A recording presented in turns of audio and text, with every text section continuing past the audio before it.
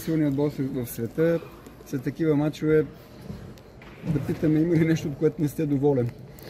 You played against the strongest team in the world. After a game like this, we're going to ask, is there anything that you're not happy about? No, actually, okay. I am not happy, just only we lost our focus because we lost from 22-18 and we lost this first set. After, let's say, we stopped to play.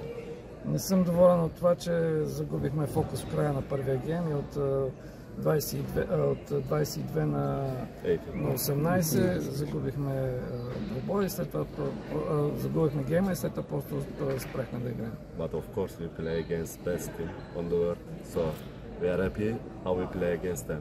Just okay. Разбира се, играхме срещу най-добрия отбор в света и съм доволен как се представихме срещу тях. Just from this match we have to learn a lot of things because they have really a lot of start, a lot of experience. So our team is so young. This kind of matches for us so important to improve our play.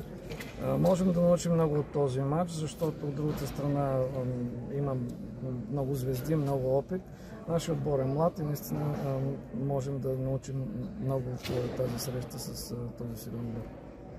Втори пореден матч, в който Марица започва много силно и то срещу най-добрия отбор в света. Какви са позитивите, които може да извлечете най-вече от представянето в първия гейм?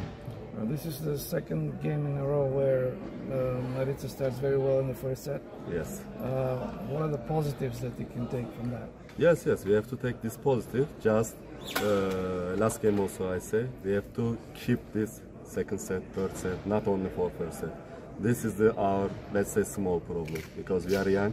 We have to keep this level. Да, трябва да изведем всички позитиви от това и най-вече да започнем да играем добре и във втори и в третия гейм. Ние сме млад отбор и това е важно за нас да се извлечем полките. Yeah, we really start strong, so we have to be happy how we are playing.